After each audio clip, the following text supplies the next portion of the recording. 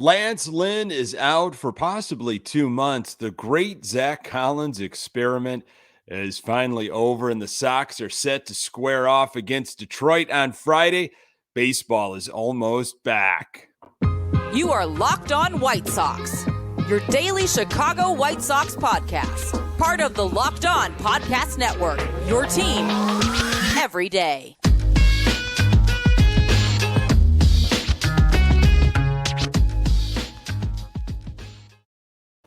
Welcome to Locked On White Sox. Thank you for making Locked On White Sox your first listen each and every day.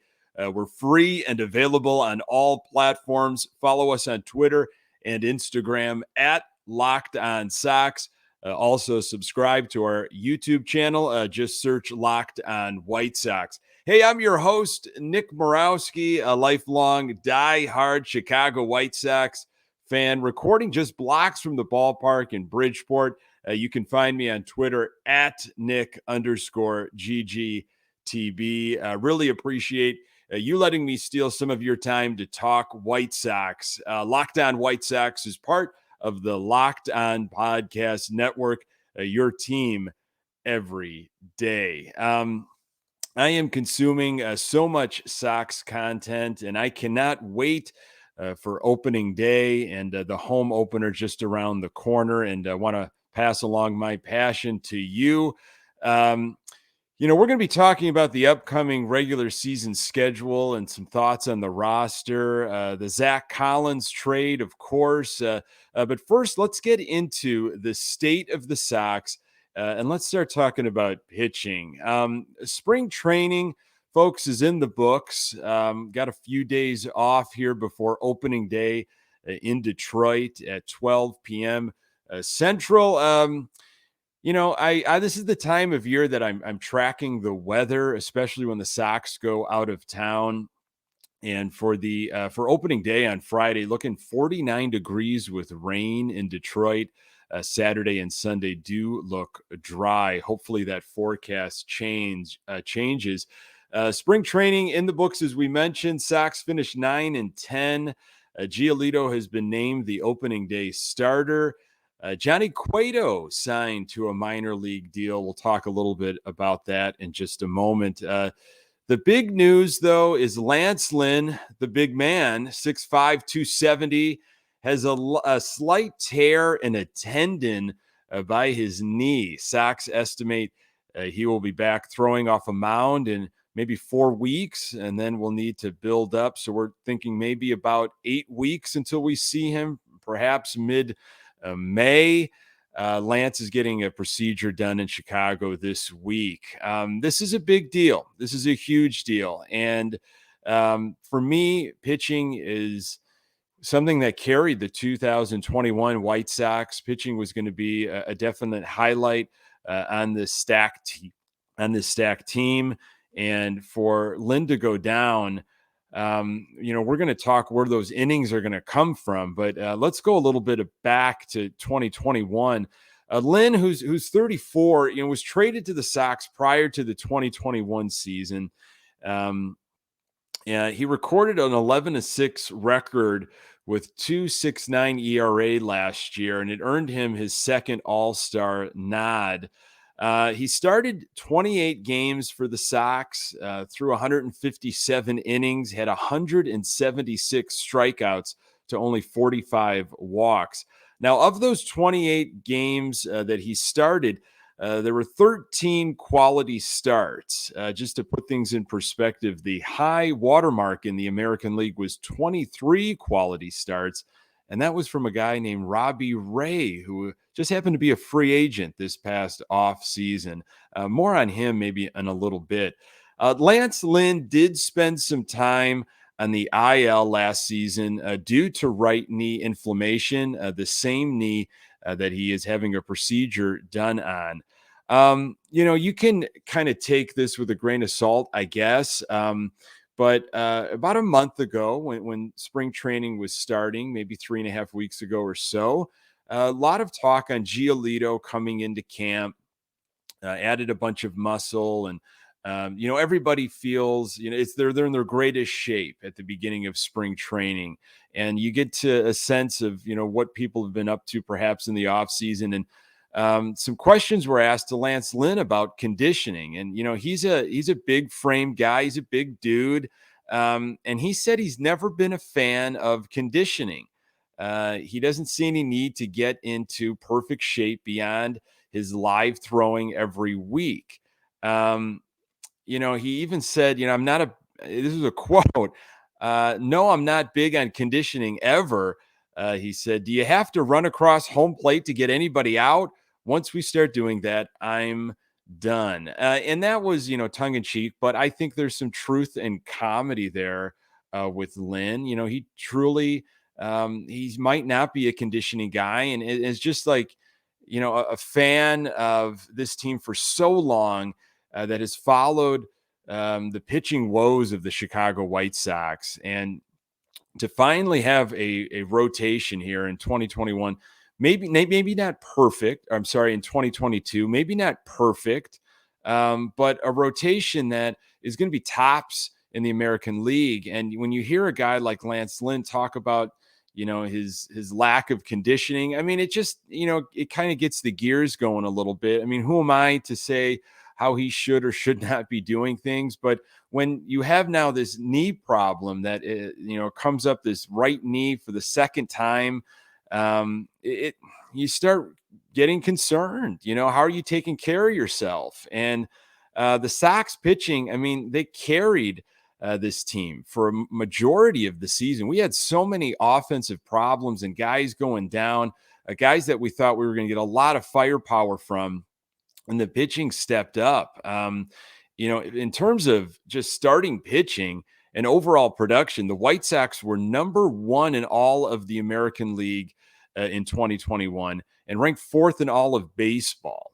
So that just, puts it in perspective of, how this pitching, not only did we feel like it just felt like this pitching was carrying us, but the numbers back it up. The next AL Central team behind the Sox was the Tigers, and they came in seventh. And we're going to talk a little Tigers in the next few episodes. The Sox as a team, starting pitching wise, had a 3.57 ERA, 944 strikeouts. That was a league leader, in 4 complete games. It's a big deal. We talk about the fact that the Sox could have went out in the off season. They could have signed some pitchers. We discussed Robbie Ray at the beginning of this episode. He led the league in quality starts. Robbie Ray was in the budget, I think, of the White Sox, a lefty that we could have definitely used. You're looking at some guys that haven't thrown a ton of innings at the big league level in a starting role, and namely Kopech, Lopez, Velasquez, that they're going to ask to help step up some of these needs. So, we're going to talk where those innings might come from. And with Lance Lynn on the shelf, they're going to have to come somewhere, because the first 2 months, we just need some warm bodies to throw innings, and hopefully our offense can carry us. More on that in a moment. Thanks for making Locked On White Sox your first listen every day. Locked On MLB Prospects. Host Lindsey Crosby is a prospect encyclopedia, and he's going deep on the MLB stars of tomorrow. It's free and available wherever you get your podcasts. So you are only strongest as your weakest link. Not that Lopez is necessarily the weakest link, but I think you get the idea. With Lynn's sideline, we might be seeing a lot of Lopez and Velasquez until at least mid-May. Talking Ronaldo Lopez now, he's 28 years old, and he was impressive last year. And I'm shocked that I'm saying that, because for years when he came over, after the rebuild, and we got him from the Nationals, and he was throwing pretty quickly for the White Sox. You just didn't you didn't feel like he was going to go really anywhere. I'm shocked that he's still around. Honestly, he has some pop on his fastball. It seemed like he has the tools. He would get himself into some jams, give up the long ball. He's a straight fastball. Could not really figure out how to mix things up, keep guys off balance. But last year, some things changed, and it was really some eye surgery and corrective lenses. Scott Merkin had an article on the White Sox website, and here's a quote from Lopez talking about his eye issues. Sometimes he, meaning Grandal, called a slider, and I was seeing fastball. Or sometimes Grandal called fastball, and I was throwing sliders. That was when I started feeling more afraid and hesitating more because I didn't want to hurt anybody. But then after surgery, the improvement was noticeable. I was feeling way better, and I wasn't having that problem. That was a big step forward. It's important to see clearly and have confidence in your vision when doing anything, from preparing breakfast to opening up the mail. And as a big league pitcher, you're not seeing the signs correctly. Yeah, there needs to be some changes. And we saw some changes out of Lopez last year. He was 4-4 with a 3.43 ERA, gave you 20 games, 9 games started, 57 innings with 55 strikeouts and only 13 walks. It was primarily out of the pen last year, but with Lynn's injury, I think you're going to see him with some spot starts. The Sox are going to go Lucas Giolito with your opener. Not a surprise. It might have been between Lynn and Giolito. Obviously, after the Lynn injury, we're going to go with Lucas Giolito on Friday against Detroit. Looks like LaRusse is going to send Cease out for game 2 and Kopech game 3. So you got Gio, Cease, Kopech, and then Lopez, maybe Velasquez for the home opener. We don't know. And then Keuchel bringing it up in the back there. So why are the Sox weak in the pitching department? Mentioned it a few minutes ago. If you followed this team, even for the last, 5, 6, 7 years, or if you're a lifelong, 40, 50, 60-year-old fan, you've watched what this organization has done in the realm of acquiring pitching and what they do with homegrown talent or talent and in terms of re-signing. Homegrown talent, nobody in this starting rotation is a homegrown talent in terms of starting pitchers. Extensions are few and far between, especially when it's a young pitcher. This goes back to, early 90s and up until this point. It'll be really interesting to see what happens with Giolito and Cease. The Sox organization, they just don't spend money on pitching, premium pitching, guys that are at their height when they hit free agency. Of course, the Sox threw some money at Keuchel a couple years ago. I don't think that was their number 1 or maybe even number 2 option. We were getting Keuchel in the back 9 of his career. They failed to give a qualifying offer to Rodon. He signs with San Francisco. Failed to go after starting pitching in free agency, namely, Robbie Ray. They just, the organization, for whatever reason, they just don't want to dedicate a lot of money to arms. And it's done through trade. It's trying to get creative in different situations. And that's where we're at right now with this Lynn injury. Very confident with Giolito and Cease. And I'm excited for Kopech. I'm really excited what this guy can do.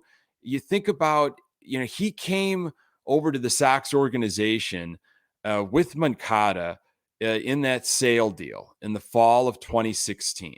Here we are, 2022, and some might say we really don't know what we've got in Kopech. 6 years later, we really don't know. Now, we saw some flashes last year out of the bullpen. He was electric at times. but we know that he wants to be a starting pitcher. And he's going to get that opportunity. I'm hearing some numbers about innings limits and what he could do or not do and how they're going to manage it. But I'm a guy that, I appreciate the ball goes far, the team goes far, and with a healthy Moncada, Robert, Jimenez, Abreu, Anderson, Grandal, yeah, there's going to be a lot of offensive power, but I'd rather bank on consistent pitching than consistent offense. So pitching, pitching, pitching, and when you don't have enough, go get some more.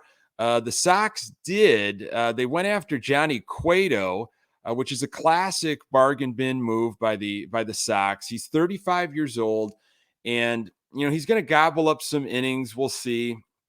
In 2021, he was with San Francisco. He logged 114 innings in 22 games with a 4.08 ERA. There's a reason why he hasn't been signed yet this offseason. We'll see what he can do. Hopefully it's just getting this team through the next few months until Lynn can come back strong. And we hope he does come back strong. Spring training has wrapped up, and people look at spring training in a lot of different ways. Guys are getting in work. There's different battles being won, roster spots, management, organization looking at utility guys, bullpen arms. And I'm looking at Keuchel, and I'm trying not to read too much into it, but he hasn't had a very good spring at all. His spring training career numbers, for what it's worth, in 35 games, maybe a little over, 127 innings and around a 4 ERA. In 3 games this spring, he had a 7.94 ERA. And one of the rougher outings was against Oakland last week. 4 2/3 innings, 11 hits, 7 earned runs, and gave up 2 home runs. Now, folks are calling for Keuchel to have a bounce back year, and I don't know if it's like simply trying to will it into existence. I would love for that to happen. I mean, how great would that be to be able to rely on Keuchel? He's a soft toss and lefty. He's a ground ball pitcher. He's not going to strike a lot of guys out. He just falls into that big inning trap. And if he misses his spots and he puts some guys on, and he grooves one over, it's batting practice. And you got guys that'll take it into the gap down the line, and it'll be a hit parade. I've sat through too many of those games to think otherwise. Now, I hope he's healthy. I hope he's feeling good, because if he's going to have a bounce back year, he's got to be healthy. Keeping hitters off balance. Maybe he's found some new pitches this offseason. I'm hopeful. I want to be optimistic, but I don't know. I don't know what you're going to get from Keuchel. He's going to be a guy that, if he has a couple rough starts, White Sox Twitter is going to explode. Fans are going to be calling for him to be released and for the organization to make a move. We'll keep eyes on pitching. I'm sure we'll be talking more about it leading up to opening day and well into the season. Want to talk about the end of the Zack Collins era and maybe a little bit more about the upcoming schedule. I'm going to do that in just a moment. Hey, it's about that time of year that, most people have given up on New Year's resolutions, but not this year. I'm sticking to my resolution of eating right thanks to Built Bar. It almost feels like it's not really a resolution because I'm enjoying eating them so much. Hey, have you tried the Puffs? If you haven't, you're missing out on one of Built Bar's best tasting bars. Puffs are the first ever protein-infused marshmallow. They're fluffy, they're marshmallowy. They're not just a protein bar, they're a treat, and they're covered in 100% real chocolate. Puffs are a fan favorite with some incredible other flavors. All Built Bars are covered in 100% chocolate. Yes, Puffs included, 100% real chocolate. Low calorie, high protein. Replace your candy bars with these. They are better. A typical candy bar can be anywhere from 200 to 300 calories. Go to built.com and scroll down to the macros chart. You'll be blown away. High protein, low cal, high fiber, low carb. Most Built bars contain 130 calories, 4 grams of sugar, 4 net carbs, and 17 grams of protein. Compare that to a candy bar, which usually has around 240 calories, 30 grams of sugar, and dozens of net carbs. Mint brownie, coconut almond, and a new one for this month, white chocolate cookies and cream. Go to built.com, use promo code LOCKED15 and get 15% off your order. Use promo code LOCKED15. That's locked, LOCKED 15 for 15% off at built.com. Zack Collins was traded, folks, for Reese McGuire. That is Zack Collins going to the Toronto Blue Jays for basically the equivalent of Zack Collins. Toronto Blue Jays sending us their backup catcher. And the era is finally over. And I know it comes as relief for a lot of Sox fans. Zack Collins was drafted by the Sox in the first round in 2016. 10th overall. He debuted in 2019. In 3 seasons, he played in 114 games. He hit 195, slugged 330, and hit 7 home runs. That's in 3 seasons. His defense was as porous as his looping swing. We were just promised so much more, and it just didn't work out. And he maybe can, find some new life in Toronto, and we'll see what we get with Reese McGuire. The Sox seem to be really high on Shufo as well. And, I wonder what's going to happen with Zavala. I'm sure there's going to be some roster decisions happening soon, but it's really, it's a shame with Zack Collins. He was supposed to be a big bat, a big lefty bat, and we knew his catching was a work in progress. And I think the Sox knew that. And he was put in different positions, first base, some DH, but there just was a lack of trust there with him and his defense. Especially, you saw it last year. It almost looked like pitchers were really worried to throw anything off speed or in the dirt to Zack Collins. And again, if his power wasn't going to be there, if he wasn't going to have the offensive surge, well, we don't need him for his defense. So it looks like Toronto is going to give him an opportunity.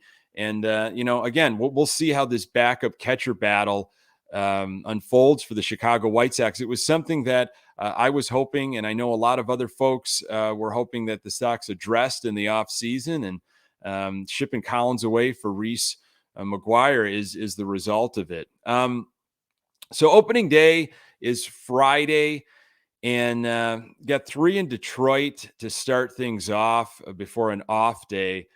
13 of the first 21 games are against AL Central teams. It's an opportunity to make up some ground. You've got Seattle, Tampa Bay, and Los Angeles Angels are the other opponents in April. The AL Central is going to be more difficult. It's going to be a challenge. The Sox won the division by 13 games last year.